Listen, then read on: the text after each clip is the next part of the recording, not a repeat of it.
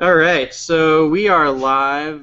This is the World Map Podcast, and we're doing a little special quick live segment here in the middle of the week. Normally we record on Sunday afternoons and do our live Google Hangout, and then the audio podcast goes up Sunday evenings for your listening pleasure. But we just returned from Super Smash Con this past weekend, myself and my co-host Nick.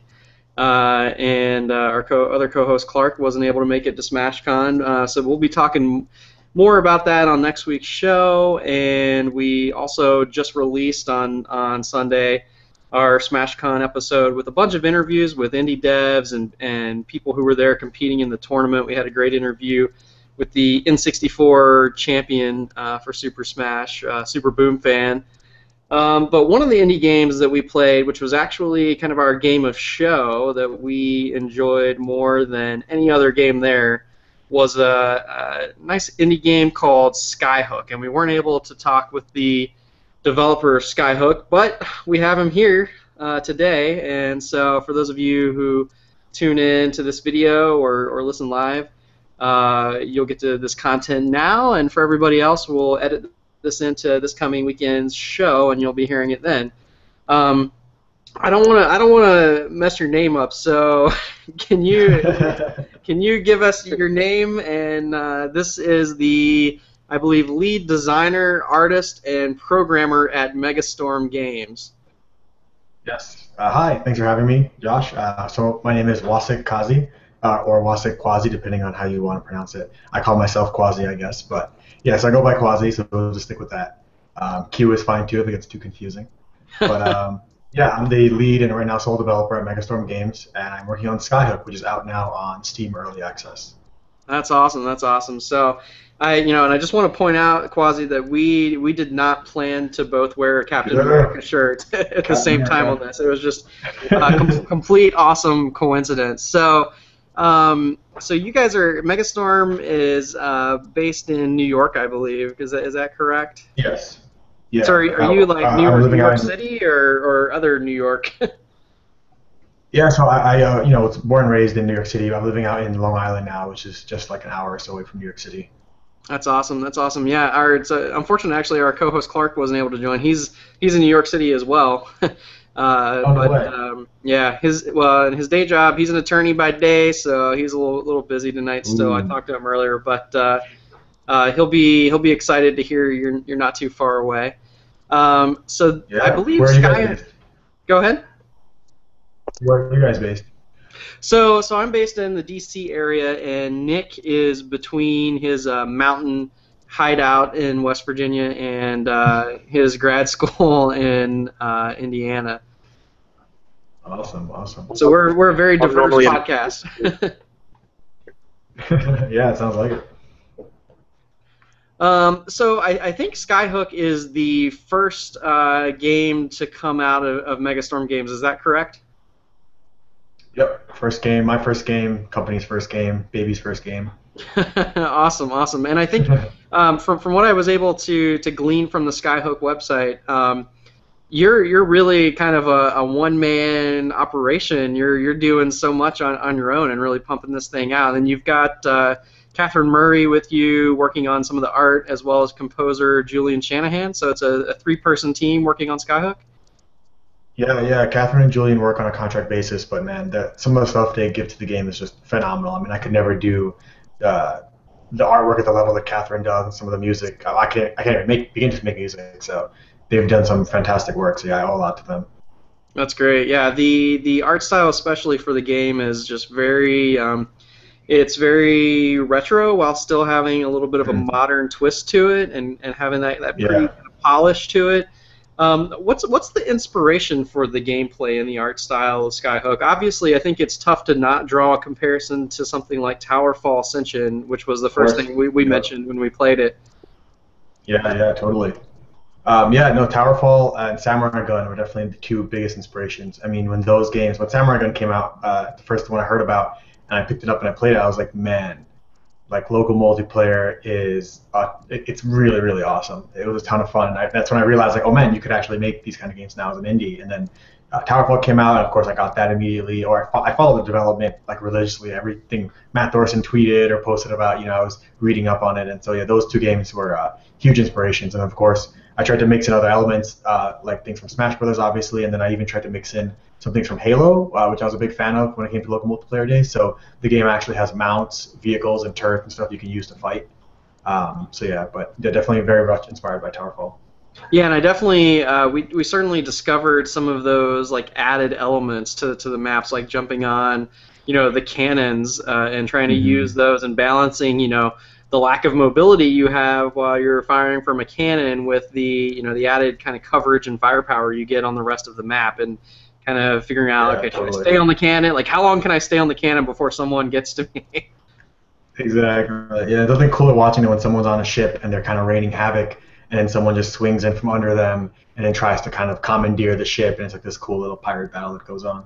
Yeah, it's awesome. So what's your for somebody who hasn't seen what the game looks like in action, or maybe is just hearing about the game Skyhook for the first time, what's sort of your elevator pitch that your one or two lines that you tell people when you tell them you're working on a game? What do you say to them? Yeah, so Skyhook is a game where you fight with grappling hooks and you fly pirate ship. It's a local multiplayer platformer, and yeah, like I said before, it's out now on Steam. Awesome, awesome. Yeah, so it's up to 4 players, but I think there are actually some different game modes, though. Is that correct? I think we only played one at SmashCon when we had a chance to get some hands on.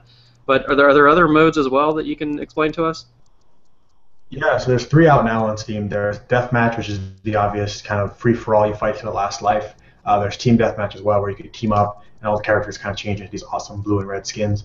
And then the personal favorite, I think, among some of the more expert players is Steam Tank, where you only get 3 hook shots. So again, for anyone who hasn't played the game, it's a platformer where you use your hook to your grappling hook to swing around the stage, but also to kill each other. You don't really have any other weapons other than your grappling hook. So you're both swinging and using it to like impale people in the face. So Steam Tank is a mode where you only get 3 hook shots, and they only recharge when you're on the ground. So you're really kind of strategically planning out your moves and trying not to waste them as you kind of swing around the level to fight your enemies. That sounds awesome. We didn't get to try that, but I'm gonna have to download the game and try that mode. That sounds really cool. Oh, yeah. And like you It's a gotta lot be of fun. really Of course, strategic. some more modes coming too. Yeah, it's a very tactical mode of the game. Yeah. Awesome, awesome. What about, there were some treasure chests, I think, that appeared on the map while we were playing. What types of power-ups are in store, that, going beyond hooking each other to death and shooting from turrets and ships, like what are some of those other things that can happen while you're in a match? Yeah, so during a match, every few seconds, treasure chests will fall from the sky, of course, and they're full of a bunch of different power-ups. So the few that are out now on Steam, there is the stealth power-up, which turns you mostly invisible. So it'll be harder for players to see you. You can sneak up on them and get awards like being a sneaky ninja, things like that. There is the shield power-up, which will protect you from getting hooked, and when people try to hook you, instead they'll hook onto you and they'll get drawn toward you. There's my personal favorite, which is the cannon barrage power-up. What it does is cannonballs start falling from the sky, targeting your enemies. So they'll see like little reticles on the screen, and then a cannonball will fall right where your enemy was standing. So it gets your enemies, the other players start running around frantically trying to avoid these cannonballs and trying to get each other blown up by them. So that's kind of one of my personal favorites. Yeah, I totally had that happen to me at SmashCon when we were playing. No way. And I think I didn't even see the other player get the power up, whoever got it. So I'm like, why is this reticle on me right now? And then I see a cannonball falling from the sky. It takes me out. Like, oh, okay, now I know. Yeah, I thought it was some that... sort of. I thought it was some sort of timer, because it happened to me, and I was like, wait. Where are these coming from? Maybe it's on a time limit to keep the matches from being too long. Because I didn't see anybody pick one up either. Yeah, Nick, ironically, that's actually how it started. So the original iteration of that, before it was in a power-up, it was just a sudden death mechanic. So if the matches would go on for longer than a certain number of minutes, based on how many lives you were playing, it would just activate what we call sudden death. And ironically, it never got triggered because the game is so fast-paced that people would just, they would finish it in a very, very short amount of time. I didn't want to decrease the time and force people to like get hit by these cannonballs every time they played. So in the end, I was like, we have this awesome feature, we're just wasting it. So I turned it into like a power-up you can grab. But it's tough at conventions. There's no audio cues. You can't hear when the power-up goes off. So I guess you don't notice when people pick them up. But if you're ever playing the game at home, you'll hear like an evil pirate laugh every time someone gets that cannon barrage power up, and then it's time to run for the hills. Nice, that's so awesome. So let's talk a little bit about the characters themselves. I forget exactly how many there are to choose from right now, but I know there are at least 4. How do the characters, do they differ at all in their play style? And what was sort of the inspiration for the characters themselves? You know, they're animals. I think there might be a Viking as well. So there's a mix of like anthropomorphism there and humans. Yeah. I was actually playing as the shark, which I kept calling Street Shark. I don't know if you're familiar with that old cartoon. But... Oh, of course. Yeah, as a nod to Street Shark fans, when you play as the shark in team mode, one of his team skins is actually a killer whale, as kind of a nod to one of my favorite characters from Street Sharks, which was a killer whale. I forget his name now, but he was awesome. But yeah, so the characters are all the same. Again, inspired by kind of the gameplay from Towerfall and Samurai Gun, where the barrier to entry is very low. You don't have to memorize movesets or anything like that. So you can kind of pick up and play, pick any character. They're mostly aesthetic. But the best thing about that is because the characters look so different and their animations are different, people start to think that one is OP. So it's great to hear when people are playing it for the first time, like, oh man, the shark's OP, he's so much faster, but it's just kind of the way the player is playing the game. But so there are 4 characters out right now on Steam. There is Finn the shark, who's this pirate shark who has a grappling hook for a hand. There's Jade, who's a pirate cat, who uses a grappling hook, obviously. There's Runa, who is the yellow Viking, and Anara, who's kind of the red ninja assassin from the desert kind of character. Very cool. Very cool. Yeah, so it's a mix of animals and humans. I don't know. I've always kind of loved the worlds where, like, kind of the Final Fantasy worlds and other worlds where, like, there were just animal creatures that were also human, like the anthropomorphic beings, and it was just totally normal. Like a dog could have a pet dog. So right. Yeah, so I started designing the characters. The shark was an obvious choice. I love sharks, and it was supposed to be a pirate-themed game, so I had to put a shark in. And then the cat was just something someone suggested, and it worked out great. Nice. So this game, we played it with, I think it was on Wii U controllers that were hooked up at SmashCon. What's the... Yeah, I think it's Xbox controllers. Xbox controllers. Okay, and so I think it's also playable through keyboard, although I don't know how recommended that would be. Mm-hmm. Like, is the Xbox controller the thing that's sort of the preferred control for this game? Is that what you typically test it on? Yeah, I would totally say to play with a gamepad. I mean, so it works with keyboard. You can even play with 2 people on one keyboard. The thing with keyboard is, you only get so many angles with like WASD or the arrow, so you can't get as much control over your hook as you would want. It plays fine. You could still hit people. You could still swing and stuff. But with the gamepad, you just get much more finer-tuned controls, aiming your hook and swinging around. So yeah, I prefer gamepad. Awesome. So before we wrap up, let's talk a little bit about you. You're kind of leading the charge on Skyhook here. How did you get into game design and have an interest in this and decide that the time was right for you to make your own game? Yeah, so I've loved games for a long time. I never tried to pursue it professionally, but when I was little, I used to make RPG Maker games all through junior high school. All my friends were out in the summer, kind of having fun and learning sports. I was in my house just making RPG Maker games and thinking I could make a full-fledged RPG doing that. And so in college, I studied programming, and we got to make some games here and there, but I never got to really make a full thing. And then last year in April, I went to a game jam. It was I read a lot online that if you want to just start making games, just go to a game jam and just try to do it. So I had been reading a lot of Unity tutorials, trying out a bunch of Unity games for a few months, and I finally went to a game jam where I came up with the idea for Skyhook, and it kind of never stopped since then. Nice. I think it's it's impressive what you've been able to do in such a short amount of time. Then given that timeline, it might seem short from the outside. From the inside, it seems like an eternity. I imagine. Yeah, you're. I don't know if you're familiar with Dust and Elysian Tale, but I always thought it was impressive.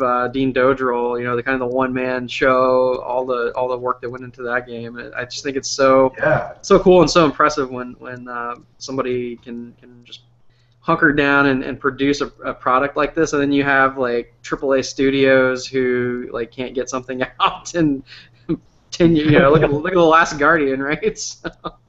Yeah. No, I think I've actually met the Dust guys too, though. Or they're from New York, I believe. Right? At least I met them in New York once. Yeah. Awesome Dean developers. Dogeral's great. He seems like such a great guy, and man, I love his style of art and games and everything. So Yeah. one of the things that we always ask people when they're on the show, what's your like kind of favorite genre of game, and what's your like top 3 games of all time? Just kind of put you on the Top spot. 3 games, man. Yeah. Well, favorite genre, ironically, would have to go RPGs. Um, yeah. So the kind of the JRPGs or the old school RPGs. Top 3 games. Chrono Trigger. Um, I guess I would have to say I'm torn between, I guess, Final Fantasy 4. Yeah, I'll go Final Fantasy 4. And even though it's not because of the game, but it's because obviously I have a giant poster behind me, we'll have to go Pokemon for number 3. Nice. That's a solid list right there. Yeah. So great. So well, thanks Quasi again for taking time to talk to us about Skyhook. Again, the game is on Steam Early Access right now. Which, if you're unfamiliar with what that is, that means you can play the game right now on Steam, even though it's still kind of in the would you call it the beta phase right now? Yeah, it's in beta. You know, there's not really many bugs. You won't worry about too many bugs when you're playing it, but there's going to be lots of new contents and updates and features Right. coming. Yeah, so that's great. So Steam Early Access, allows you to play this game as it's still being worked on. But I think Nick and I can attest to it is certainly a complete experience as it is right now. We didn't see it crash or anything at all during SmashCon. It feels very very fluid, very fun. It's available on Steam Early Access right now for less than $10. And when's the targeted full release window looking like for you? Yeah, so I'm hoping to get it out on full release on Steam before the end of this year, and then consoles early next year. Awesome. Yeah, I was going to ask what other platforms are in consideration for other than PC. Yeah, there's no official announcement on any platforms yet, but all big three, all 3 of the big, you know what I'm trying to say. The big 3 are definitely been communicating. So awesome. That's great. Yeah, I could see this as a game that I would love to have on PS4 and then play on the couch on my Vita through remote play. I would just sit there and play it for hours. Great. Man. All right, Nick, did you have say another part about the order there?